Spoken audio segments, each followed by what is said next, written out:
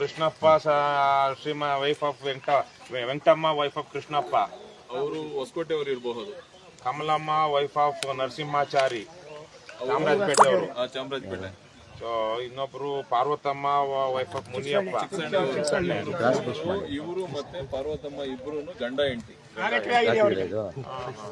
ಇವ್ರಿಗೆ 4 ಎಕರೆ, ಇವ್ರಿಗೆ 2 ಎಕರೆ. ಗೌರ್ಮೆಂಟ್ ಅವ್ರು ಯಾರು? ಮುನ್ಕೃಷ್ಣಪ್ಪ ಅಂತಿದ್ದಾರೆ. ಆ ಗ್ರಾಂಟಿಯಲ್ಲಿ ಇಲ್ಲಿ ಕೋರ್ಟ್ಗೆ ಹೋಗಿಲ್ಲ ಅವರು. ಆ ಗ್ರಾಂಟಿಯಲ್ಲಿದೆ, ಗ್ರಾಂಟ್ ಕಾಪಿಯಲ್ಲಿದೆ ಅವರು ಮುನ್ಕೃಷ್ಣಪ್ಪ ಅಂತ. ಇವಾಗ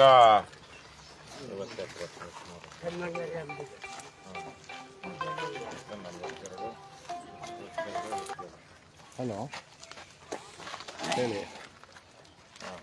ಸರಿ, ಬರ್ತಿದ್ಯಾ? ಬಂಧುಗಳೇ ನಮಸ್ಕಾರ. ನಾವು ಇವತ್ತು ಕರ್ನಾಟಕ ರಾಷ್ಟ್ರ ಸಮಿತಿ ಪಕ್ಷದ ವತಿಯಿಂದ ದೇವನಹಳ್ಳಿ ತಾಲೂಕು ಪೂಜನಹಳ್ಳಿ ಪೂಜನಹಳ್ಳಿಗೆ ಬರುತ್ತೆ. ಪೂಜನಹಳ್ಳಿಯಲ್ಲಿರುವಂತ ತೋಟಗಾರಿಕೆ ಇಲಾಖೆ ಜಾಗಕ್ಕೆ ಬಂದಿದ್ದೀವಿ. ನನ್ನ ಜೊತೆಗೆ ನಮ್ಮ ಪಕ್ಷದ ಅಧ್ಯಕ್ಷರಾಗಿರುವಂತಹ ದೀಪಕ್ ಇದ್ದಾರೆ, ಹಾಗೇನೆ ಹಲವಾರು ಮುಖಂಡರುಗಳಿದ್ದಾರೆ, ಮತ್ತೆ ಪೂಜನಹಳ್ಳಿ ಕನ್ಮಂಗಲದವರು ಇದ್ದಾರೆ. ಇಲ್ಲಿ ಬರೋದಕ್ಕೆ ಮುಖ್ಯವಾದ ಉದ್ದೇಶ ಏನು ಅಂದ್ರೆ ಈ ತೋಟಗಾರಿಕಾ ತೋಟಗಾರಿಕಾ ಇಲಾಖೆಗೆ ತೋಟಗಾರಿಕೆ ಅಭಿವೃದ್ಧಿಗೆ 77 ಎಕರೆನ ಯಾವತ್ತು ಕನ್ಮಂಗ್ಲ ಗ್ರಾಮ ಸರ್ವೆ ನಂಬರ್ 99ರಲ್ಲಿ 20 ಎಕರೆ, ಮತ್ತೆ ಕನ್ಮಂಗ್ಲ ಗ್ರಾಮದ ಸರ್ವೆ ನಂಬರ್ 73ರಲ್ಲಿ 10 ಎಕರೆ, ಸರ್ವೆ ನಂಬರ್ 90ರಲ್ಲಿ 42 ಎಕರೆ, ಪೂಜನಹಳ್ಳಿ ಗ್ರಾಮದ 5 ಎಕರೆ, ಇಷ್ಟೆಲ್ಲ ಸೇರಿ 77 ಎಕರೆ ಇವರಿಗೆ ಕೊಟ್ಟಿರ್ತಾರೆ. ಆದ್ರೆ ಇವರು 53.25 ಎಕರೆ ಮಾತ್ರ ಸ್ವಾಧೀನದಲ್ಲಿರ್ತಾರೆ. ಹೆಚ್ಚು ಕಮ್ಮಿ 20 ಎಕರೆನ ಇವರು ಸ್ವಾಧೀನದಲ್ಲಿ ಇರೋದಿಲ್ಲ. ಅಂದ್ರೆ ಸ್ವಾಧೀನದಲ್ಲಿಲ್ಲ ಅಂದ್ರೆ ಅವರು 23 ಎಕರೆ ಇವಾಗ ಸ್ವಾಧೀನದಲ್ಲಿ ಅವ್ರು ಹೇಳೋ ಪ್ರಕಾರ ಅವ್ರು ಇರೋದು 50 ಎಕರೆನಲ್ಲಿನೇ, ಮಿಕ್ಕ 27 ಎಕರೆ ಇವಾಗ ಪರವಾರಿ ಆಗ್ಬಿಟ್ಟಿದೆ. ಒಂದ್ ರೀತಿಯಲ್ಲಿ ಸರ್ಕಾರನೇ ತೋಟಗಾರಿಕೆ ಇಲಾಖೆಗೆ ಗೋಮಾಳ ಅದು ಇದು ಅಂತೆಲ್ಲ ಸೇರಿ ಏನೆಲ್ಲ ಇದು ಕೊಟ್ಟಿತ್ತು, ಅದ್ರಲ್ಲಿ ಒಂದು 27 ಎಕರೆ ನಾವೆಲ್ಲಿದೀವಿ ಇವಾಗ ಏರ್ಪೋರ್ಟ್ ಗೇಟ್ ಇಂದ ಒಂದ್ 2 ಕಿಲೋಮೀಟರ್ 3 ಕಿಲೋಮೀಟರ್ 2-3 ಕಿಲೋಮೀಟರ್ ಇದು ಯಾವ್ದು ಏರ್ಪೋರ್ಟ್ ರೋಡ್ ಅಲ್ಲಿ ಬರುವಂತಹ 2ನೇ ಟೋಲ್, ಮೊದಲನೇ ಟೋಲ್ ಇಂದ ಒಂದ್ ಅರ್ಧ ಕಿಲೋಮೀಟರ್ ದೂರದಲ್ಲಿ ಇದೀವಿ. ಇವತ್ತು ಇಲ್ಲೆಲ್ಲ ರಿಯಲ್ ಎಸ್ಟೇಟ್ ಗೆ ಇನ್ನು ಸಿಕ್ಕಾಪಟ್ಟೆ 30 ಕೋಟಿ 40 ಕೋಟಿ ಇರ್ಬೋದು, ಎಕರೆ 20-30 ಕೋಟಿನಾದ್ರೂ ಇರುತ್ತೆ. ಸೊ ಇಂತಹ ಒಂದು ಪ್ರೈಮ್ ಲ್ಯಾಂಡ್ ಅಲ್ಲಿ ಒಂದು 27 ಎಕರೆ ಖಾಸಗಿ ಅವರಿಗೆ ಸರ್ಕಾರ ವಶಪಡಿಸಿಕೊಂಡಿದ್ರು, ಖಾಸಗಿ ಅವರಿಗೆ ಹೋಗಿದೆ ಅಂತ. ಅದರಲ್ಲಿ ಒಂದಷ್ಟು ಸರ್ಕಾರಿ ಅಧಿಕಾರಿಗಳು ಅವ್ರ ಜೊತೆಗೆ ಶಾಮೀಲಾಗಿದ್ದಾರೆ ಅಂತ ನೀವು ಊರವ್ರು ಹೇಳ್ತಾ ಇರುವಂತ. ಇದರಲ್ಲಿ ಊರವ್ರು ಹೇಳ್ತಿರೋದು ಅವ್ರು ಯಾವ್ಯಾವ್ದು ಕಾರಣಕ್ಕಾಗಿ ಈ ವಿಚಾರವನ್ನು ತೆಗೆದುಕೊಂಡಿದ್ದಾರೆ. ಅದರಲ್ಲಿ ಬಹಳ ಮುಖ್ಯವಾಗಿ ಸರ್ಕಾರಿ ನೌಕರಿಲಿರೋನ್ಗೂ ಕೂಡ ಗ್ರಾಂಟ್ ಆಗಿದೆ ಅಲ್ವಾ? ಏನ್ ನಿಮ್ಮ ಹೆಸರು? ಅಂಜನಪ್ಪ. ಪ್ರಭು ಅಲ್ವಾ? ಪ್ರಭು ಇನ್ಯಾರಿದ್ದೀರಾ? ಮುಖ್ಯವಾಗಿ ಹನುಮೇಗೌಡ, ಇನ್ನು ಹಲವಾರು ಜನ ಇಲ್ಲಿದ್ದಾರೆ ಊರವರು. ಅವ್ರು ನೀವ್ ಹೇಳ್ತಿರೋದು ಈಗ ಹೇಳಿ, ಏನ್ ವಿಚಾರ ಇದು? ಸರಿಯಾಗಿ ಬರುತ್ತೇನಪ್ಪ? ಸರಿಯಾಗಿ ಬರುತ್ತಾ? ಹೇಳಿ ಯಜಮಾನ್ರೆ, ಏನ್ ವಿಚಾರ ಇಲ್ಲಿ? ಯಾಕೆ ನಾವು ನಮ್ಮನ್ನ ಕರೆಸಿದ್ರಿ ಸರ್? ಇದು 50 ವರ್ಷದ ಹಿಂದೆ ಗೋಮಾಳ ಇತ್ತು ಪೂಜನಹಳ್ಳಿ. ಆವಾಗ ನಾವು ಎಲ್ಲ ಬೇಕು ಅಂತಂದೇಳಿ ಇದು ಮಾಡಿದ್ರೆ ನಮ್ಮೂರು ಮುನೆ ಕೂಡ ಎಲ್ಲಾನು ಮಾಡಿಬಿಟ್ಟಾರೆ ಅಂತಂದೇಳಿ ಮುಂದಕ್ಕೆ ಬಿಡಿಲ್ಲ. ಆಮೇಲೆ ನಾವು ಏನೂ ಇಲ್ಲ, ಎಲ್ಲ ಒಂದೊಂದು ಅರ್ಧ ಎಕರೆ 1 ಎಕರೆ ಅಷ್ಟೇ ಪೂಜನಹಳ್ಳಿಗೆ ನಮ್ಮ ರೈತರಿಗೆ ಸಿಕ್ಕಿದ್ದು.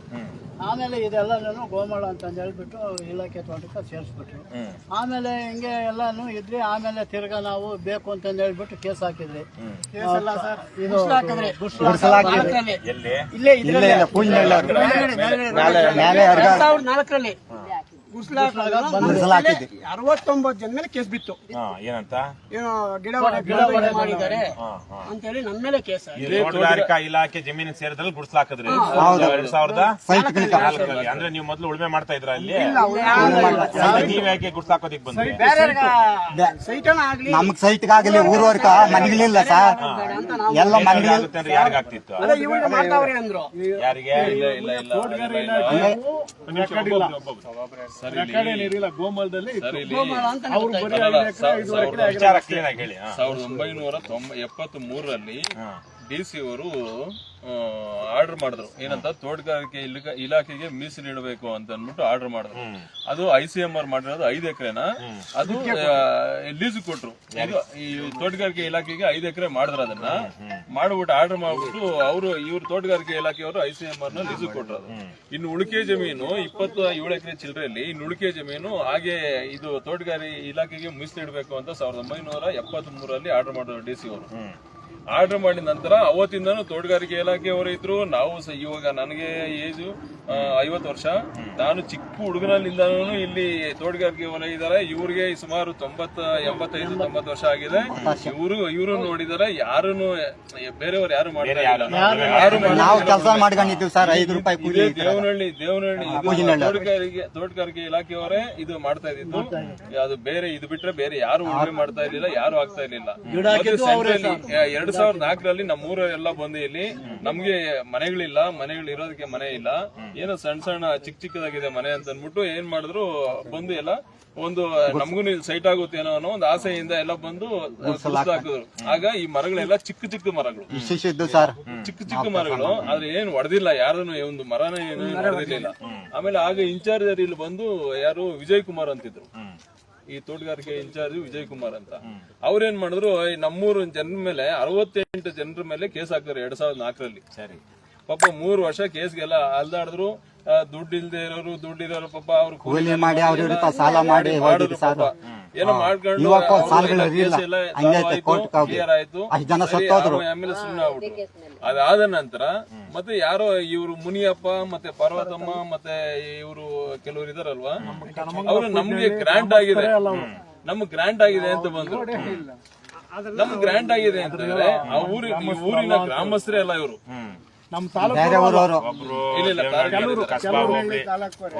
ಒಬ್ರು ಹೊಸಳ್ಳಿ ಅವರು, ಒಬ್ರು ಚಿಕ್ಕ ಸಣ್ಣೆ ಅವರು, ಇನ್ನೊಬ್ರು ಚಾಮರಾಜಪೇಟೆ ಬೆಂಗಳೂರು ಅವರು.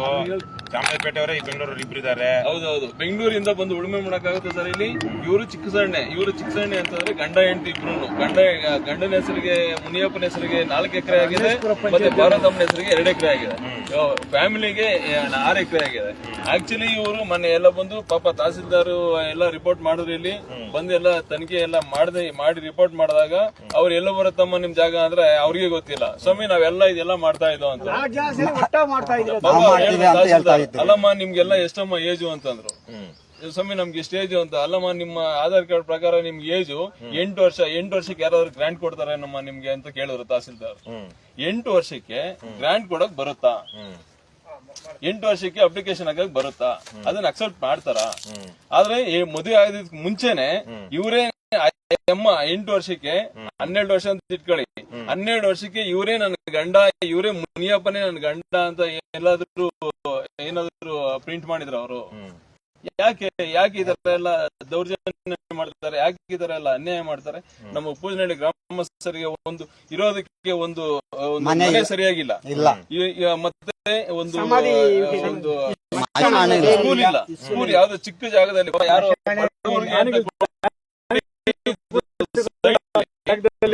ಬಡವರಿಗೆ ಅಂತ ಕೊಟ್ಟಿ ಸೈಟ್ ಅಲ್ಲಿ ಪಾಪ ಆ ದಾನಿಗಳು ಸ್ಕೂಲ್ಗೆ ಅಂತ ಬಿಟ್ಬಿಟ್ಟಿದ್ದಾರೆ. ಆತರ ಎಲ್ಲ ಇದ್ದು ಯಾಕೆ ನಮ್ಮ ಊರಿಗೆ ಈ ತರ ಎಲ್ಲ ಅನ್ಯಾಯ ಆಗ್ತಾ ಇದೆ? ಒಂದು ಸ್ಕೂಲ್ ಇಲ್ಲ, ಒಂದು ಪಾರ್ಕ್ ಇಲ್ಲ,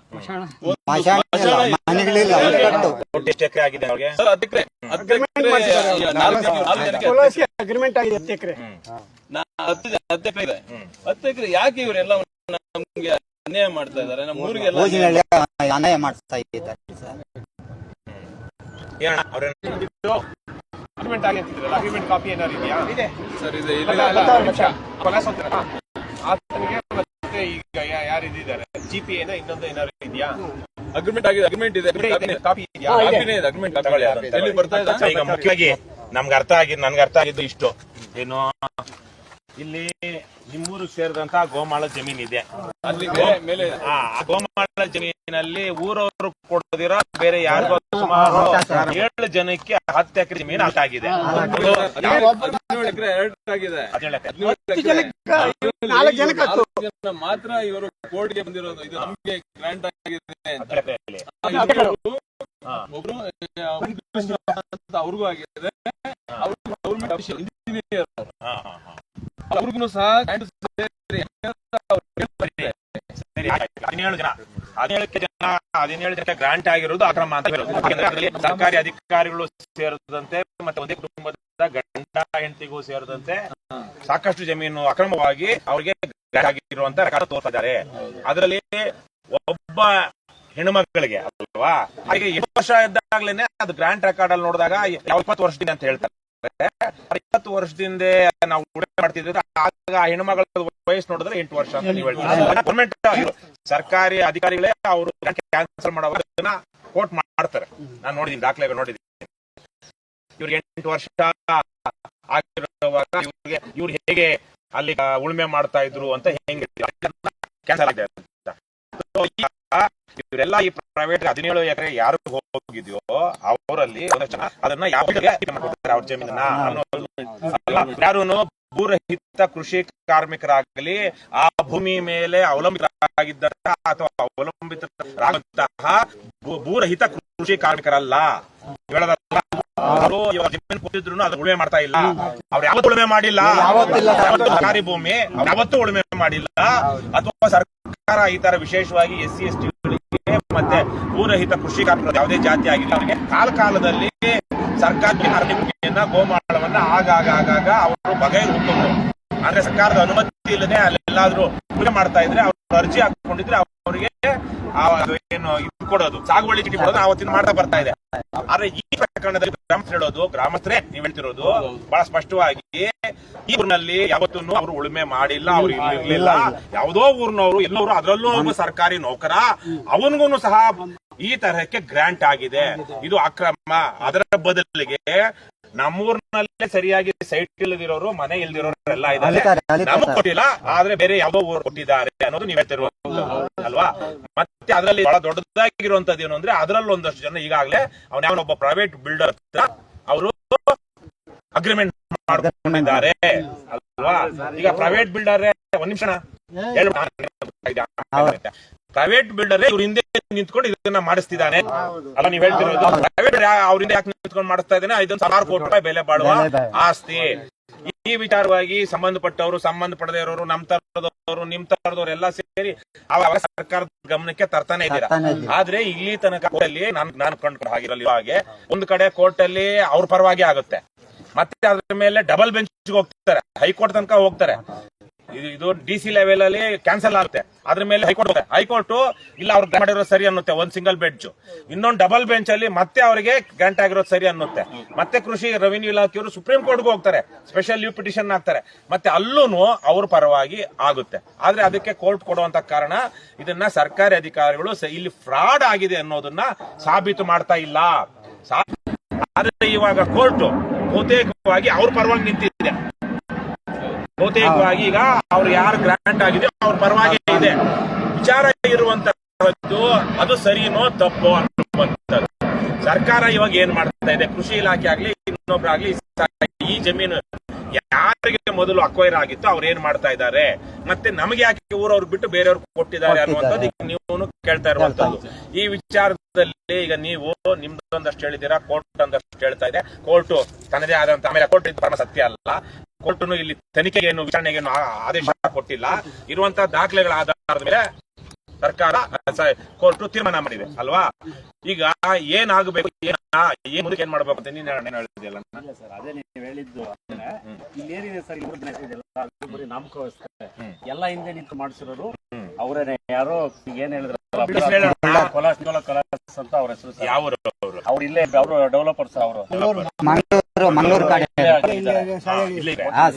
ಎಲ್ಲ ಕ್ರಿಯೇಟ್ ಮಾಡಿ ಪೇಪರ್ ಎಲ್ಲ ಮಾಡೋದು. ಅವ್ರು ಡೈರೆಕ್ಟ್ ಮಾಡ್ಕೊಳಕ್ಕಾಗಲ್ಲ ಅಂದ್ಬಿಟ್ಟು ಈ ತರ ರೈತರುಗಳನ್ನ ಯಾರು ಬೇಕಾಗಿರೋರ್ನ ಕ್ರಿಯೇಟ್ ಮಾಡಿ ಅವ್ರ ಹೆಸರುಗಳಿಗೆ ಇವರಿಗೆ ಅಕಸ್ಮಾತ್ ಆಗಿದ್ದು ಎಷ್ಟು ಕೊಡ್ತಾ ಇದ್ದಾರೆ?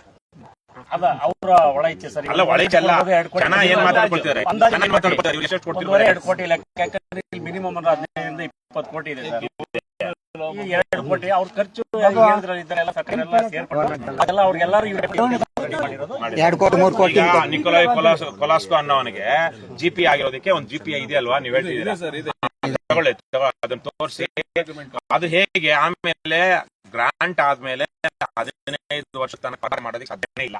15 ವರ್ಷ ಆದ್ಮೇಲೆ ಮತ್ತೆ ಸರ್ಕಾರದ ಅನುಮತಿ ಪಡೆದೇ ಮಾಡ್ಬೇಕು. ಮತ್ತೆ ಮಾಡಬೇಕು ಅಂದಾಗ ಮಾರಾಟ ಆಗ್ಬೇಕು, ಮಾರಾಟ ಆದ್ಮೇಲೆ ಕನ್ವರ್ಷನ್ ಆಗ್ಬೇಕು. ಇವರೇನು ಕನ್ವರ್ಷನ್ ಮಾಡಿಸ್ಕೊಂಡಿಲ್ಲ, ಮಾಡ್ಕೊಂಡು ಜವಾಬ್ದಾರಿಗೆ GPA ಮಾಡ್ಕೊಂಡಿದ್ದಾರೆ. GPA ಕಾನೂನು ಅವಕಾಶ ಇದೆಲ್ಲ ಈ ತರ. ಈಗ ಕೋರ್ಟ್ ಹೋದ್ರಲ್ಲ, ಅರಣ್ಯ ಇದು ಕಂದಾಯ ಇಲಾಖೆಯವರು ಕೋರ್ಟ್ ಹೋದಾಗ, ಸುಪ್ರೀಂ ಕೋರ್ಟ್ ಹೋದಾಗ ಇವರು ಆಲ್ರೆಡಿ ಗ್ರಾಂಟ್ ಆಗಿರೋರು ಇದನ್ನ ಬೇರೆಯವ್ರ ಜೊತೆಗೆ ಅಗ್ರಿಮೆಂಟ್ ಮಾಡಿದಾರೆ ಅಂತ ಗಮನ ತಂದಿಲ್ಲ ಅಂತ ಕಾಣ್ತದೆ. ಅವ್ರ ಅಗ್ರಿಮೆಂಟ್ ಆಗಿರೋದು ಯಾವಾಗ ನಿಮ್ ಪ್ರಕಾರ? ರಿಪೋರ್ಟ್ ಬಂದಿದೆ ಸರ್, ಒಂದು ಬೇಕು ಅಂತ ಬಂದಿದೆ. ಸರಿ, ಅದು GP ಅದು ಆಗಿದೆ ಅಂತ ಹೇಳ್ತಿದ್ದೀರಲ್ಲ, ಆಗಿದೆ ಸರ್ 19 ಜಮೀನು ಅವರು 17 ಎಕರೆ ಜಮೀನು ಎಲ್ಲಿ? ಆಮೇಲೆ ಇದರಲ್ಲಿ ನನಗೆ ಗೊತ್ತಿರೋ ಹಾಗೆ ನಮ್ಮ ಕರ್ನಾಟಕದ ಶಾಸಕರು ವಿಧಾನ ಮಂಡಲದ ಅಂದ್ರೆ ವಿಧಾನಸಭಾ ಮತ್ತು ವಿಧಾನ ಪರಿಷತ್ತಿನ ಎರಡೂ ಶಾಸಕರು ಇರುವಂತಹ ಸಾರ್ವಜನಿಕ ಲೆಕ್ಕಪತ್ರಗಳ ಏನದು ಸಮಿತಿ, ಪಬ್ಲಿಕ್ ಅಕೌಂಟ್ಸ್ ಕಮಿಟಿ, ಅಲ್ಲೂ ಸಹ ಚರ್ಚೆಗೆ ಬಂದಿಲ್ಲ. ರಮೇಶ್ ಕುಮಾರ್ ಸ್ಪೀಕರ್ ಆಗಿದ್ದವರು, ಅವರು ಈ ವಿಚಾರವಾಗಿ ಅಲ್ಲಿ ಸಾಕಷ್ಟು ಕೆಟ್ಟದಾಗಿ ಅಧಿಕಾರಿಗಳನ್ನ ಬೈದ್ರು ಅಂತ ನಮ್ಗೊಂದು ಮಾಹಿತಿ ಬಂದು, ಅದೇನು ದಾಖಲೆಗಳು ಸಿಗ ನನಗೆ. ಆದ್ರೆ ಅಲ್ಲೂ ಚರ್ಚೆಗೆ ಬಂದಿತ್ತು. ಈ ತೋಟಗಾರಿಕೆ ಇಲಾಖೆಯವರು, ಕಂದಾಯ ಇಲಾಖೆಯವರು ಇದನ್ನ ಸರಿ ಬಂದೋಬಸ್ತ್ ಮಾಡ್ಕೊಂಡಿಲ್ಲ, ಅದಕ್ಕಾಗಿ ಅವರು ಸರ್ಕಾರಿ ಜಮೀನನ್ನ ಉಳ್ಕೊಳ್ಳೋದಕ್ಕೆ ಅವರು ಪ್ರಯತ್ನ ಪಟ್ಟಿಲ್ಲ ಅಂತ ಅಲ್ಲೊಂದು ಅಭಿಪ್ರಾಯ ಬಂದಿದೆ. ಅದೇನು ನಿಮ್ ಗಮನಕ್ಕೆ ಬಂದಿದೆ? ಅದೇನು ಗೊತ್ತಿಲ್ಲ ಸರ್, ಅದು ಈಗ ನೋಡೋಣ, ಫೋನ್ ಇದೆಯಲ್ಲಪ್ಪ, ಬರುತ್ತಾ ದಿ ಫೈಲ್ ಅನ್ನುವಂತ ಒಂದು ವೆಬ್ಸೈಟ್ ಇವತ್ತು 2020ನೇ ಇಸ್ವಿನಲ್ಲಿ 2020 ಏಪ್ರಿಲ್ ಅಲ್ಲಿ ಈ ನಿಮ್ಮದೇ ಪ್ರಕರಣದ ಬಗ್ಗೆ 2 ವರದಿ ಬಂದಿದೆ. 2 ವರದಿ ಸರ್, ಏನೋ ಯಾವ ಕೋಟಿ ರೂಪಾಯಿ ಬೆಲೆ ಬಾಳುವ 17 ಎಕರೆನ ಏನಿರಲ್ಲ, 17 ಎಕರೆ ನೋಡೋಣ ಕನ್ನಡದಲ್ಲಿ ಹಿಂಗೆ ಗೂಗಲ್ ಅಲ್ಲಿ ಅಲ್ಲ ಹೀಗೆ ಇದು ಪೂಜನಹಳ್ಳಿ ಅಂತ ಟೈಪ್ ಮಾಡಿ. ಆಯ್ತು ಸರ್,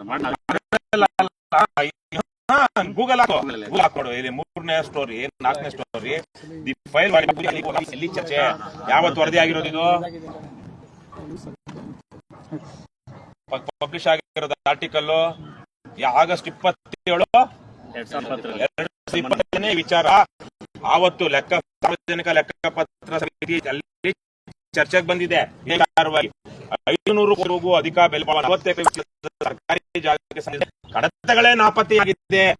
ತೋಟಗಾರಿಕೆ ಇಲಾಖೆಯ ಸರ್ಕಾರದ ಪ್ರಧಾನ ಕಾರ್ಯದರ್ಶಿ ರಾಜೀವ್ ಕುಮಾರ್ ಅವರು 2020 ಆಗಸ್ಟ್ 25 ನಡೆದ ಸಮಿತಿಯಲ್ಲಿ ಅಂತಾರಾಷ್ಟ್ರೀಯ ಕೃಷಿ ಮಾರಾಟ ಕೇಂದ್ರ ಸ್ಥಾಪನೆಗೆ ದೇವನಹಳ್ಳಿ ತಾಲೂಕಿನ ಪೂಜನಹಳ್ಳಿಯಲ್ಲಿ ನೀಡಲಾಗಿದ್ದ ಒಟ್ಟು 77 ಎಕರೆ ವಿಸ್ತೀರ್ಣ ಭೂಮಿ, ಅದರಲ್ಲಿ ಪೈಕಿ 24 ಎಕರೆ ವಿಸ್ತೀರ್ಣದ ಸರ್ಕಾರಿ ಜಾಗ ಖಾಸಗಿ ವ್ಯಕ್ತಿಗಳ ಪಾಲಾಗಿರುವ ಬಹುದೊಡ್ಡ ಭೂ ಪ್ರಕರಣವನ್ನು ಈ ಫೈಲು ಇದು ಪತ್ರ ಮಧ್ಯ 2020 ಜೂನ್ 8ರಂದು ಹೊರಗೆಡವಿತ್ತು.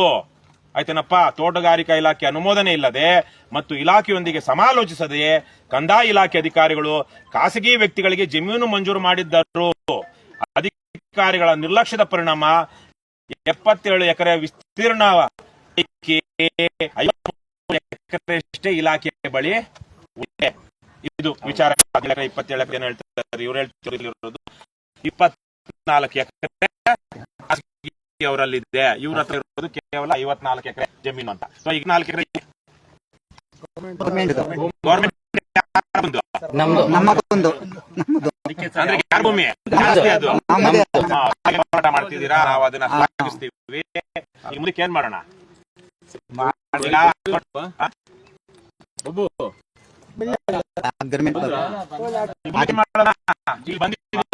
ಹೇಳಿದೀವಿ 7 ವರ್ಷಗಳಿಂದ ಇದು ಡಿಸಿಗೆ ಫಸ್ಟ್ ಯಾರು 5-6 ಜನರ ಹೆಸರಿತ್ತೋ ಅದ್ ಯಾವ್ದೋ 4 ವರ್ಷ ಅವ್ರ ಹೆಸರು 20 ವರ್ಷ ಅದಾದ್ಮೇಲೆ ಶಿರಸ್ತೆದಾರರು ಅವ್ರ ಹೆಸರು ಡಿಲೀಟ್ ಮಾಡ್ಬಿಟ್ಟು ಸರ್ಕಾರ ಹೆಸರು ಕೂರಿಸ್ತಾನೆ.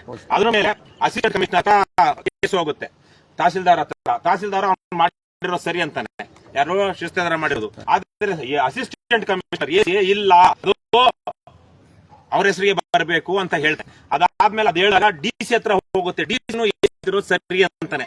ಆದ್ರೆ ಅಷ್ಟೊತ್ತಿಗೆ ನಿಮ್ಮಲ್ಲಿ ಯಾರೋ ಅವರು ಇದನ್ನ ಎಲ್ಲಿ ಸರ್ಕಾರ ಆವಾಗ ಪ್ರಿನ್ಸಿಪಲ್ ಸೆಕ್ರೆಟರಿ, ಕಂದಾಯ ಇಲಾಖೆ ಪ್ರಿನ್ಸಿಪಲ್ ಸೆಕ್ರೆಟರಿ ಮತ್ತೆ ರೀಜನಲ್ ಕಮಿಷನರ್ ಡಿಸಿಗೆ ಇಲ್ಲಿ ಅವ್ರಿಗೆ ಏನು ಅಲಾಟ್ ಆಗಿದೆ, ಗ್ರಾಂಟ್ ಆಗಿದೆ ನೀವು ಹೇಳ್ತಾ ಇದ್ದೀರಾ, ಆ ಗ್ರಾಂಟೆ ಫ್ರಾಡು, ತಪ್ಪಿನಿಂದ ಕೂಡಿದೆ, ಹಾಗಾಗಿ ಗ್ರಾಂಟ್ ರದ್ದು ಮಾಡಿ ಅಂತ ಡಿಸಿ ಅವಾಗ ಅದನ್ನ ಗ್ರಾಂಟ್ ರದ್ದು ಮಾಡ್ತಾನೆ. ಡಿಸಿ ರದ್ದು ಮಾಡ್ತಾನೆ ಯಾವಾಗ 2000 ಒಂದು ದಿವಸದಲ್ಲಿ. ಆ ರದ್ದು 20 ವರ್ಷ ಟೈಮ್ ಆಗ್ಬಿಟ್ಟಿರುತ್ತೆ ಅವ್ರಿಗೆ ಅಲಾಟ್ ಆಗಿದೆ ಅಂತ ಹೇಳೋದಕ್ಕೂ. ಡಿಸಿ ರದ್ದು ಮಾಡೋದಕ್ಕೆ 20 ವರ್ಷ ಟೈಮ್ ಆಗ್ಬಿಟ್ಟಿದೆ ಅಂತ. ಅದನ್ನೇ ಮಂಜೂರಾಗಿತ್ತು ಅವರು ಹೈಕೋರ್ಟ್ಗೆ ಹೋಗ್ತಾರೆ. ಹೈಕೋರ್ಟ್ಗೆ ಹೋದಾಗ ಹೈಕೋರ್ಟ್ ಇದೆಲ್ಲ 20 ವರ್ಷ ಆದ್ಮೇಲೆ ನೀವು ರದ್ದು ಮಾಡ್ತಾ ಇದ್ದೀರಾ, 20 ವರ್ಷ ಯಾಕೆ ತಗೊಳ್ರಿ? ಮತ್ತೆ ಇಲ್ಲಿ ಫ್ರಾಡ್ ಆಗಿದೆ ಅನ್ನೋದು ಸರಿಯಾಗಿ ಸಾಬೀತು ಮಾಡ್ತಾ ಇಲ್ಲ ಅಂತೇಳಿ ಸಿಂಗಲ್ ಬೆಂಚ್ ಹೋಗುತ್ತೆ, ಹೋಗುತ್ತೆ, ಆಮೇಲೆ ಸುಪ್ರೀಂ ಹೋಗುತ್ತೆ. ಈ ಮೂರರಲ್ಲೂ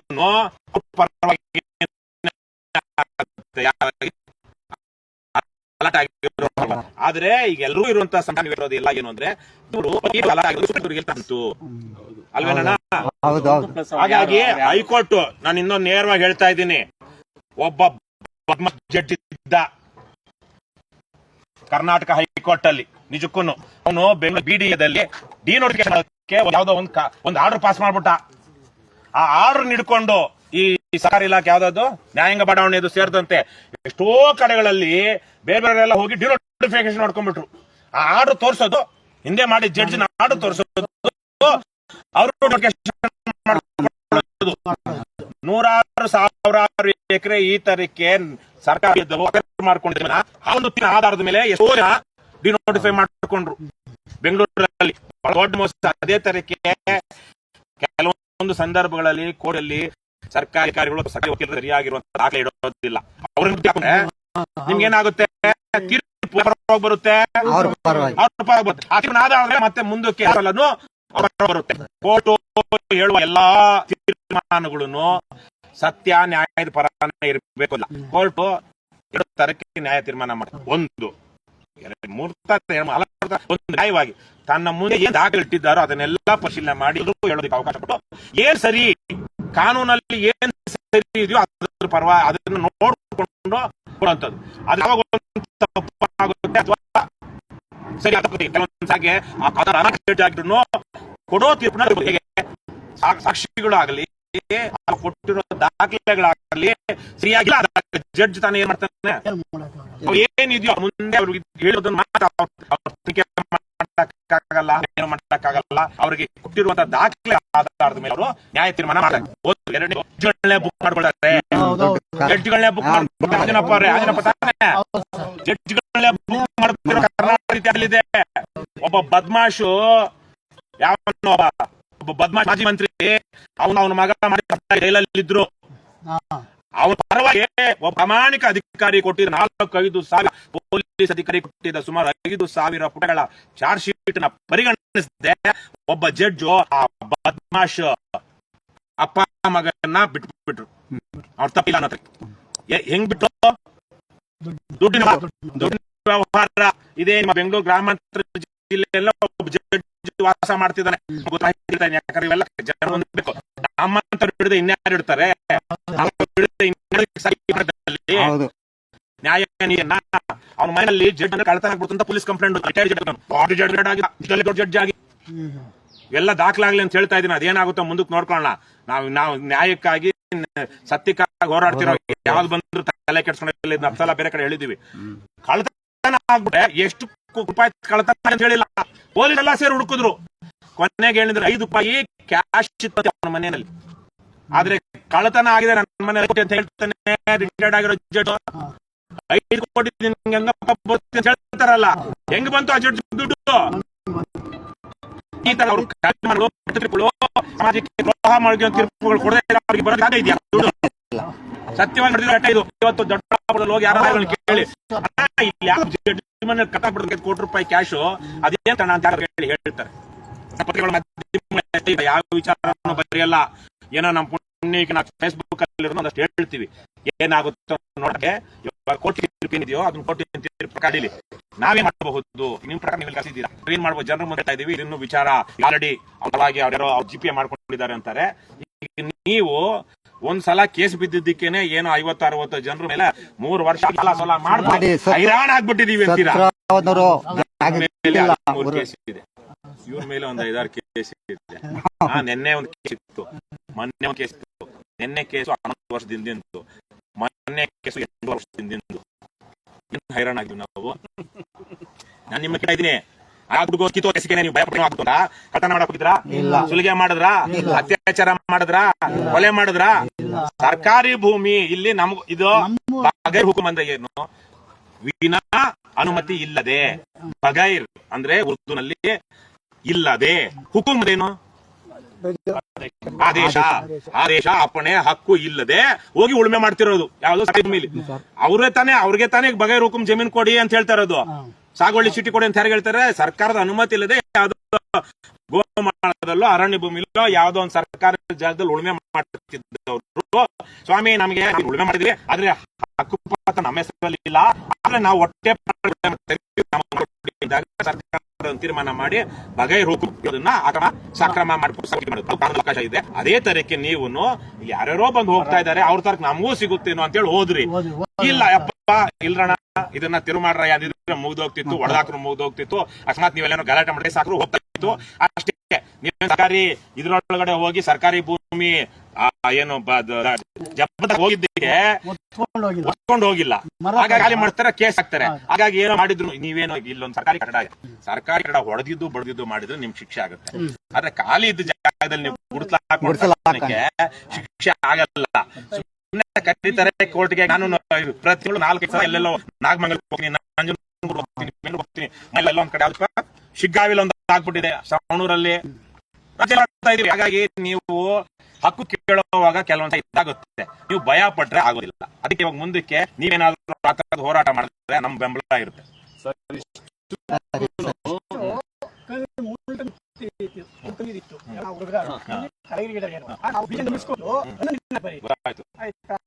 ಅದೆಲ್ಲ ಮಾಡಿ ಹಂಚಿಕಡ್ಡಿ ಕೊಯ್ಯೋಕು ಬೇಜಾನ್ ಬಂದಿದ್ದೀರಿ. ಗ್ರಾಂಟ್ ಅಂದ್ರೆ ಇನ್ನೊಂದು ಹೇಳ್ತಾರೆ, ಸರ್ಕಾರ ಒಂದು 6 ವರ್ಷದಿಂದ ಮಾತ್ರ ಅವರು ಅದು ಏನು ಇದು ಸರ್ಕಾರವಾದ ಏನು ಅಂದ್ರೆ ಕಂದಾಯ ಇಲಾಖೆ ಅಧಿಕಾರಿಗಳು 20 ವರ್ಷಗಳಿಂದ ಇದು ತೋಟಗಾರಿಕೆ ಇಲಾಖೆ ಸುಪರ್ದಿಲೇ ಇತ್ತು. ಆದ್ರೆ ಇವರು 6 ವರ್ಷದಿಂದ ಮಾತ್ರ ಇದೆ. ಈಗ ಅದಕ್ಕೆ ಮೊದಲು ಇವ್ರು 20 ವರ್ಷ ಮಾಡ್ತಾ ಇದೀವಿ ಅಂತಾರಲ್ವಾ, ಇಲ್ಲ ಅವತ್ತಿಂದ ಅದು ತೋಟಗಾರಿಕೆ ಇಲಾಖೆ ಸುಪರ್ದಿಲೇ ಇತ್ತು ಅಂತ. ಇಲ್ಲಿ ಕೆಲವೊಂದು ಸಂದರ್ಭದಲ್ಲಿ ನಂಬಿಲ್ಲ, ಯಾರನ್ನ ಸರ್ಕಾರ ನಂಬಿಲ್ಲ, ಸರ್ಕಾರಿ ಅಧಿಕಾರಿಗಳು ನಂಬಿಲ್ಲ. ಮತ್ತೆ ಸರ್ಕಾರಿ ವಕೀಲರು ಹೆಂಗಿರ್ತಂದ್ರೆ ಸರ್ಕಾರ ಆವತ್ತಿನ ಹಾಲದಲ್ಲಿ ಇದನ್ನು ಹೇಳ್ಬಿಟ್ಟು, ಯಾಕಂದ್ರೆ ನಾನು ನಿಮ್ಗೆಲ್ಲ ಹೇಳೋದು ಇಲ್ಲಿ ಸಾವಿರಾರು ಜನ ನೋಡ್ತಿದ್ದಾರೆ. ಸರ್ಕಾರ ಬಿಜೆಪಿ ಸರ್ಕಾರ ಇರಲಿ, ಸರ್ಕಾರ ಇರಲಿ, ಜೆಡಿಎಸ್ ಸರ್ಕಾರ ಇರಲಿ, ಯಾವುದೇ ಸರ್ಕಾರ ಇರಲಿ, ಅವರು ಅಧಿಕಾರಿ ಬಂದಾಗ ಅವರ ಪಕ್ಷಕ್ಕೆ ಕೆಲಸ ಮಾಡಿರ್ತಾರಲ್ಲ, ಜನ ಸರ್ಕಾರಿ ವಕೀಲರಾಗಿ ನೇಮಿಸ್ಕೊಂಡು ಹಿಡ್ಕೊಂಡು ಸ್ಪೆಷಲ್ ಹಿಡ್ಕೊಂಡಲ್ಲ ಅಲ್ಲಿ ಇರ್ತಾರಲ್ಲ ಜನರಲ್, ಅಲ್ಲಿಂದ ಅವರ ಪಕ್ಷಕ್ಕೆ ಗುಲಾಮಗಿರಿ ಮಾಡಿರುವಂತವ್ರು ಅವ್ರ ಪರವಾಗಿ, ಅಂದ್ರೆ ಸರ್ಕಾರದ ಪರವಾಗಲ್ಲ, ಇವ್ರ ಪರವಾದ ಕೇಸ್ಗಳನ್ನ ಸುಲಭವಾಗಿ ಮಾಡೋ ಅಂತವ್ರನ್ನೇ ಮಾಡೋದು. ಅವರು ಈ ರಾಜಕಾರಣದಲ್ಲಿ ಜಾಸ್ತಿ ಓಡಾಡ್ಕೊಳ್ತಾರೆ ಹೊರತು ಕೋರ್ಟಲ್ಲಿ ಹೋಗಿ ಓಡಾಡೋದಿಲ್ಲ.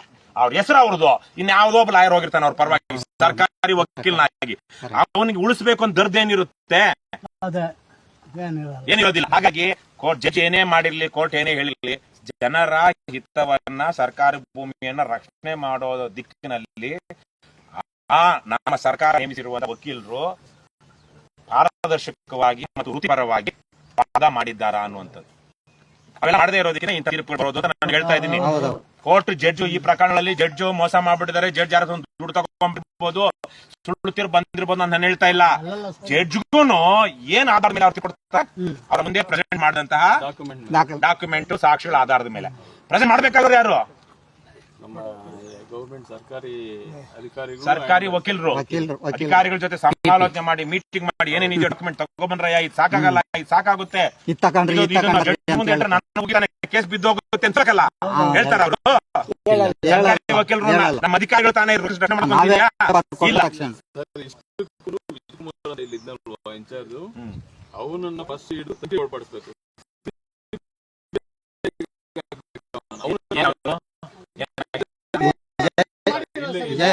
ಏನಪ್ಪ ಅವನು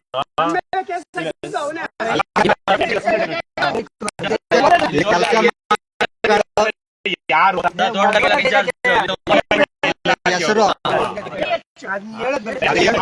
ನಾವು ಕೇಳ್ತಾರೋದು, ನೀವು ಕೇಳ್ತಿರೋದು, ನಾವೇನೋ ಬಂದು ಇಲ್ಲಿ ಒಪ್ಕೊಂಡಾಗ ನಮ್ಮ ಮೇಲೆ ಕೇಸ್ ಆಗ್ರಿ. ಆದ್ರೆ ತೋಟಗಾರಿಕಾ ಇಲಾಖೆಗೆ ಕೊಟ್ಟಿರುವಂತಹ ಮಂಜೂರಾಗಿದ್ದಂತ 70 ಎಕರೆ ಇವತ್ತು ತೋಟಗಾರಿಕಾ ಇಲಾಖೆ ಅಧೀನದಲ್ಲಿ ಎಷ್ಟಿದೆ? 54 ಅಂತ 50 ಎಕರೆ ಅಂತ ಎರಡು ಅಂತಾರೆ. ಎರಡು ಕಡೆ ಏನೇನೋ ಬರುತ್ತೆ. 54 50 ಎಕರೆ ಇದು ಯಾವ್ದೋ ಬರುತ್ತೆ. 53.2 ಸುಮಾರು 50 ಎಕರೆ. ಮಿಕ್ಕಿದ 23 ಎಕರೆ ಎಲ್ಲೋಯ್ತು ಅಂತ ಅವ್ನು ಕೇಳ್ಬೇಕಾಗಿತ್ತ ಮೂರ್ಖರಿಗೆ? ಸರ್ ಅವನೇ ಅವನೇ ಮಿಂಗಲ್ ಆಗಿರ ಸರ್. ಅವನೇ ಮಿಂಗಲ್ ಆಗ್ಬಿಟ್ಟು ಹಿಂಗಾಲಾಗಿ ದುಡ್ಡು ತಗೊಂಡು ಮಾಡಿದ್ದು. ಅವ್ನು ಏನ್ ಮಾಡ್ದ ನಮ್ಗೆಲ್ಲ ವಾಪಸ್ ಬಿಡ್ತಾನೆ ಕೇಸು. ಕೇಸ್ನ ಇದು ಈಗ ಎಲ್ಲಿದ್ದಾನೆ ಅವನು? ಸರ್ ಅವ್ನು ಬೇರೆ ಕಡೆ ಎಲ್ಲ ಈಗಲೂ ಸರ್ಕಾರಿ ನೌಕರನೇನಾ? ಈಗಲೂ ಗೌರ್ಮೆಂಟ್ ಎಂಪ್ಲಾಯ್? ಈಗ್ಲೂನು ಅವನೇ ನಿಮ್ಗೆ ಯಾರೋ ಇಷ್ಟೆಲ್ಲ ಆಗಿದೆ ಇದು. ಎಲ್ಲ ಲಿಸ್ಟ್ ಕೊಡಿ ಅಂತ ಹೇಳ್ಬಿಟ್ಟು ಸರ್ ಅವರು 2 ಸೈಟ್ ಕೊಟ್ಟವ್ರೆ ಅವ್ರಿಗೆ. ವಿಜಯ್ ಕುಮಾರ್ಗೆ ಹಾ ಒಂದು 3 ಕೋಟಿ ದುಡ್ಡು ಕೊಟ್ಟವ್ರೆ. 3 ಕೋಟಿ ದುಡ್ಡು ಕೊಟ್ಟವ್ರೆ. ಹೆಂಗ್ ಗೊತ್ತಣ್ಣ? ನೀನ್ ಸಿಗ್ತೀಯಾ? ಕೇಸು ಮರಿಯಪ್ಪ ಸುಮ್ನೆ ಸುಳ್ಳು ಹೇಳ್ಬಾರ್ದು ಮರಿಯಪ್ಪ. ಇದೆಲ್ಲ ನಡೀತು, ನಮ್ಗೆಲ್ಲ ಗಮನ ಬಂತು, ಎಲ್ಲ ನೋಡ್ತಾ ಇದ್ದೀವಿ. ಈಗ ದೀಪಕ್ ಇದು ಆತ ಏನ್ ಹೇಳ್ತಾವ ವಿಜಯ್ ಪ್ರಾಣ ಯಾರ ಮಾತಾಡಿದ್ರು? ನೀನ್ ನೀನು ಮಾತಾಡದೆ? ಇಬ್ರು ಮಾತಾಡೋದು. ಏನ್ ಹೆಸರು? ವಿಜಯ್ ಕುಮಾರ್ ಅಂತ. ನಿನ್ನ ಹೆಸರು ಏನಣ್ಣ? ಸಾವಲೇಗೌಡ. ಅವಲೇಗೌಡ. ನೀವು ಹೋಗ್ಬಿಟ್ಟು ನಾನು ವಿಜಯ್ ಕುಮಾರ್ ಹೇಳಲ್ಲ ಅದೆಲ್ಲ ಕೈಯಲ್ಲೇ ಬರ್ದು ಅಂತ ಹೇಳಿ ಪೊಲೀಸರಿಗೆ ಬೆಂಗಳೂರಲ್ಲಿ ಅವನಿಗೆ ಆದಾಯ ಮೀರಿದ ಆಸ್ತಿ ಇದೆ ಅಂತ ಹೇಳಿ ಆಮೇಲೆ ರೈಡ್ ಮಾಡ್ತಾರೆ. ಏನು ನೀವು ನಾನ್ ಹೇಳಿದ್ದೇನೆ ರೆಕಾರ್ಡ್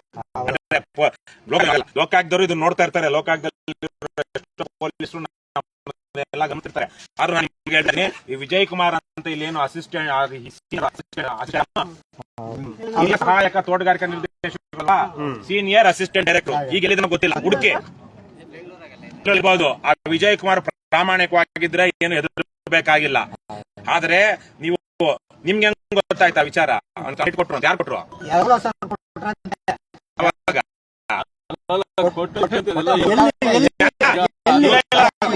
ಏನಾದ್ರು ಇರ್ಲಿ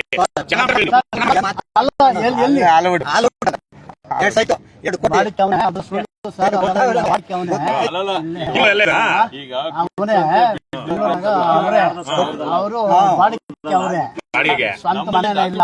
ಒಳ್ಳೆಯವನ ಅಧಿಕಾರಿ, ಒಳ್ಳೆಯವನ ಅಧಿಕಾರಿ. ಮತ್ತೆ ವಾಪಸ್ ಯಾಕೆ ವಾಪಸ್ ತಗೊಳ್ತಾನೆ? ಇವ್ರು ಒಬ್ಬೊಳ್ಳೆಯವ್ರು ಅಂತೀರ, ಒಬ್ರು ಕೆಟ್ಟವ್ರು ಅಂತೀರ. ಇವ್ರು ದುಡ್ಡು ಹೊಡೆದವ್ರೆ ನಮ್ಮ ಮೇಲೆ ಕೆಟ್ಟ ಅಂತ ಯಾಕೆ ಇನ್ಚಾರ್ಜ್ ಇದ್ದಾಗ ಅವನು ಒಳಗೆ ಕೇಳ್ಕೊಂಡ್ರು ಮಾಡಿದ್ರು. ಏನೋ ಒಂದ್ ಇರ್ಬೇಕಲ್ಲ, ಹೆಣ್ಣು ಅಂತ ಇರ್ತಾರಲ್ಲ.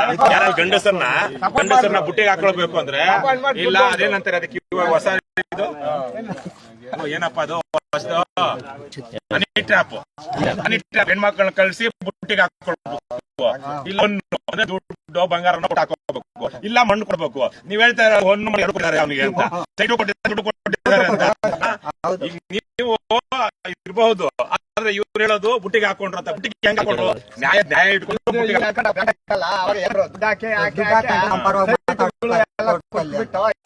ಅವರು ನಂಜಪ್ಪ ಅಂಜನಪ್ಪ ಅವರು ಎಲ್ಲ ಬಂದ್ ಮಾಡ್ಕೊಂಡು ಗೊಬ್ಬರ ತಂದ್ವಿ, ಹೊಡೆದ್ವಿ, ಗಿಡ ನೆಟ್ವಿ, ಬಂದ್ಬಿಡ್ತು. ನಮ್ಮ ತಾಯಿ ಡ್ಯೂಟಿ ಆಗಿತ್ತು. ನಾನು ತಿರ್ಗಾಡ್ಯಾಗ ಇದು ನೀರು ಹೊಡೆದೆ, ಆ ಬಿಲ್ಗಳು ಕೊಡ್ತಾ ಇರ್ಲಿಲ್ಲ.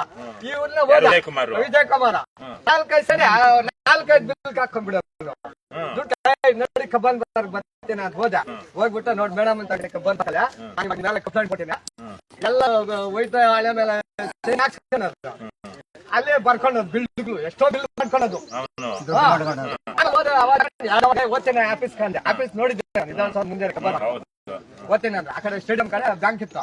ಬಂದ ನಾನು ಅವ್ರ ಕೂತ್ಕೊಂಡಿದ್ದೆ, ಬರೀಲ್ಲ ಓದ್ತೀನಿ, ನಿನ್ ಮೇಲೆ ಕಂಪ್ಲೇಂಟ್ ಮಾಡ್ತೀನಿ, ಏನೇನ್ ಮಾಡಿದ್ದೆ ನಿನ್ಗೆಲ್ಲ ಗೊತ್ತು, ನಮ್ಮ ತಾಯಿ ಕೆಲಸದಲ್ಲಿ ನಂಗೆಲ್ಲ ಗೊತ್ತಾದೆ ಅಂತ ಹಂಗ್ಬಿಟ್ಟ. ಮರ ಹಂಗ್ ಮಾಡ್ಬೇಡ, ಹಿಂಗ್ ಮಾಡ್ಬೇಡ, ಹಂಗ್ ಬಂದಿದ್ದೆ. 50 ಪೇಮೆಂಟ್ ಕೊಟ್ಟ. ಇನ್ ಮಿಕ್ಕದೆಲ್ಲ ಮುನ್ರಾಜ್ ಅಂತ. ಮುನ್ರಾಜು ಅಲ್ಲಿ ರೆಕಾರ್ಡ್ ಆಗ್ತಾ ಇದೆ. ವಿಜಯ್ ಕುಮಾರ್ ಏನಾದ್ರು 50,000 ಅಲ್ಲ, ನಾನು ಲಕ್ಷ ಕೊಟ್ಟಿದ್ದು ಅಂತ ಹೇಳಿದ್ರೆ, ಲಕ್ಷ ಕೊಟ್ಟಿದ್ದು ಅಂತ ಸಾಕ್ಷಿ. 50,000 ಕೊಟ್ಟಿದ್ದೇನಾ? ಮಾಡಿಲ್ಲ ಕೆಲಸ ಮಾಡಿಲ್ಲ ನಿಮ್ದು ಅನುಭವ.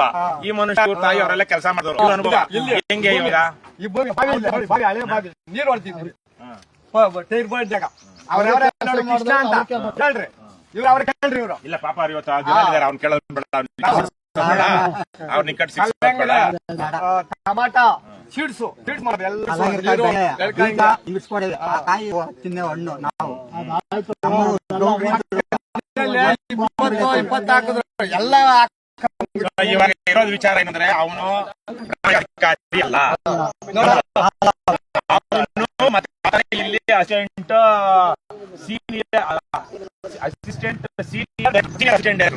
ಸೀನಿಯರ್ ಅಸಿಸ್ಟೆಂಟ್ ಡೈರೆಕ್ಟರ್ ಇದ್ದಾಗ ಆತನೇ ಕೆಲಸ ವಾಪಸ್ ತಗೊಳ್ತಾನೆ ಅಲ್ವಾ? ಯಾಕೆ ತಗೊಂಡ್ರೆ ದುಡ್ಡು ಹಾಕಿದ್ರು ಮಾಡ್ಕೊಂಡಿರೋರು ನೀನೇ ನನಗೆ ದುಡ್ಡನ್ನು ಕೊಡ್ತಾ ಇಲ್ಲ. ಸೈಟ್ ಕೊಟ್ಟ ಹಿಂಗಲ್ಲ ಸೈಟ್ ಪಾಪ ಬಾಡಿಗೆ ಮನೇಲಿ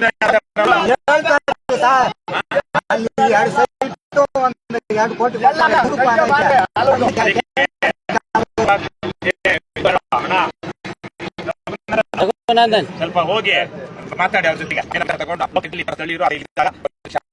ಎರಡು ಸೈಟು ಮತ್ತೆ ದುಡ್ಡು ಕೊಟ್ಟಿದ್ದಾರೆ ಅಂತ ಹೇಳ್ತಾ ಇದ್ದಾರೆ. ಹಾಗಾಗಿ ಆತನ ಮೇಲೆ ಆದಾಯ ಆಸ್ತಿ ತನಿಖೆ ಮಾಡಿ ಅಂತ ಹೇಳೋಣ. ಕೊಡೋಣ ತನಿಖೆ ಮಾಡಿ. ಸರಿ, ಇವಾಗ ಇಲ್ಲೇನಿದೆ ಇನ್ನೂ ವಿಚಾರ ಇಲ್ಲ, ಇಲ್ಲಿಗೆ ಬರ್ತಾರಂತ ಮಾಡ್ತಾರಂತ ಗೊತ್ತಿಲ್ಲ. ಯಾರು ಒಂದೊಂದು ಎಕರೆ ಇದ್ರ ಪಕ್ಕದಲ್ಲಿ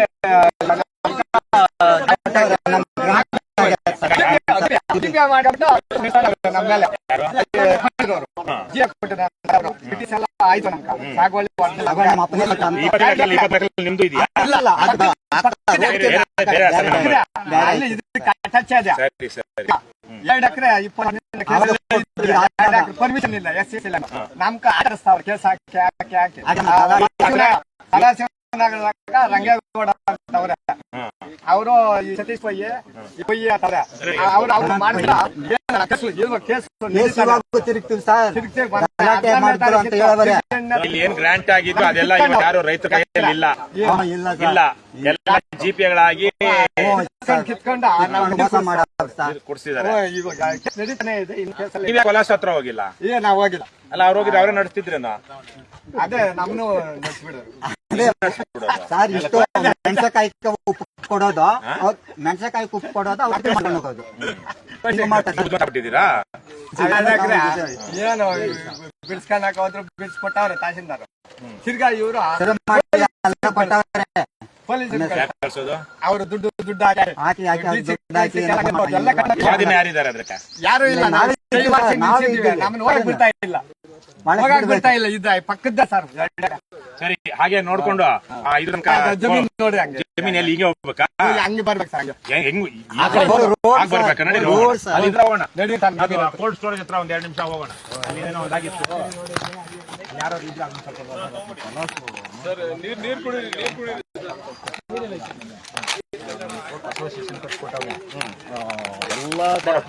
ಹಂಗೆ ತಗೊಂಡು ಇದ್ರ ಹತ್ರ ಬನ್ನಿ.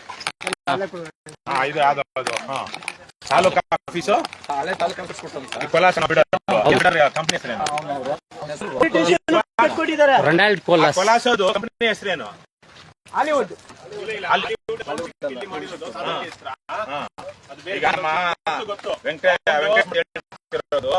ತಾಲೂಕು ಆಫೀಸು ಕೂಡ ಆತನೇ ಕೊಟ್ಟಿರೋದಾ? ಆತಂದು ಒಂದು ಕೋರ್ಟ್, ಒಂದ್ ನಿಮಿಷ ಆತಂದು ಒಂದು ಇದು ಮೋಡಸ್ ಆಪರೇಂಡಿ ಇದೆ. ಏನಂದ್ರೆ ಸರ್ಕಾರಕ್ಕೆ ಏನಾದ್ರು ಕಟ್ಟಿಸ್ಕೊಡೋದು, ಅವನು ಅಧಿಕಾರಿಗಳು ಅಡ್ವೊಕೇಟ್ ಅಸೋಸಿಯೇಷನ್ಗೆ ಏನೋ ಒಂದು ಕಟ್ಟು, ಯಾರು ಕಟ್ಕೊಂಡು ಅವರಿಂದ ಹಾಕಲ್ಲ. ಪೊಲೀಸ್ ಸ್ಟೇಷನ್ ಕಟ್ಕೊಡೋದು, ಪೊಲೀಸ್ ಸ್ಟೇಷನ್ ಮೇಲೆ ಬ್ಯಾನರ್ ಅಧಿಕಾರಿಗಳು ಗುಲಾಮರು ಹಿಂಗೆ ಇವ್ರನ್ನೆಲ್ಲ ಜಡ್ಜಿ ಇವನು ಕುಂತಿದ್ದು, ಜಡ್ಜಿ ಕುಂತ್ಕೊಂಡೇ ಇಲ್ಲ. Very good very good. ನಮಸ್ಕಾರ ಮಾಡ್ರಪ್ಪ. ಯಾರು ಅಂತ ಹೇಳಿ ಅವ್ರು ಮಾದರಿ ಆಗ್ಬೇಕು ಇವ್ರಿಗೆಲ್ಲ ಅಂತ ಹೇಳಿ ಆ ಜಡ್ಜಿ ಕುಂತಿಲ್ಲ. ಇವರೆಲ್ಲ ಮಾಫಿಯಾದವರು ಆ ಕೋರ್ಟ್ನ ಜಡ್ಜ್ ಅಂತ ಕಾರ್ಯಕ್ರಮದಲ್ಲಿ ಲೋಕಲ್ ಅವರು ಒಂದಷ್ಟು ಜನ ಸೇರ್ಕೊಂಡು ಜಡ್ಜ್ ಪದಲ್ಲೇ ಕೂರಿಸಿದ್ರು ಆದ್ರೆ ಅಸೋಸಿಯೇಷನ್ ಇದನ್ನೇ ಕಟ್ಸ್ಕೊಟ್ಟ ಅದ್ರ ಇನಾಗ್ರೇಷನ್ ಫಂಕ್ಷನ್ ಮಾಡಿದ್ರಲ್ಲ ಹಾಗಾಗಿ ಪಕ್ಕದ ಕುಂದಿಸು ಅದನ್ನ ಜಡ್ಜ್ ಇಷ್ಟಪಟ್ಟಿಲ್ಲ. ಹೋಗ್ಲಿ ಹೋಗ್ಲಣ್ಣ, ಯಾಕಣ್ಣ ಅವ್ರು ನಾವು ಇದಕ್ಕೆ ಬಂದಿರೋದು ಕಳ್ಸಿಲ್ಲ ಅವ್ನ್ ಕಳ್ಸಿರಲ್ಲ, ಇವರೇ ಬೇಕಾದ್ರೆ ಬಂದು ವರದಿ ಮಾಡ್ತಾರೆ, ಲೈವ್ ರಿಪೋರ್ಟ್ ಮಾಡ್ತಿರ್ತಾರೆ, ಅವ್ರಿಗೇನು ಲಿಂಕ್ ತಗೊಂಡು ಹಾಕ್ತಾರೆ. ಇಲ್ಲೂ ರೆಕಾರ್ಡ್ ಮಾಡ ಬಿಸಾಕ್ಬಿಡೆ, ಹಂಗೆ ಯಾರಿಗೆ ಬಿಸಾಕಲ್ಲ ಈ ಕೆಲಸ ಏನಕ್ಕೆ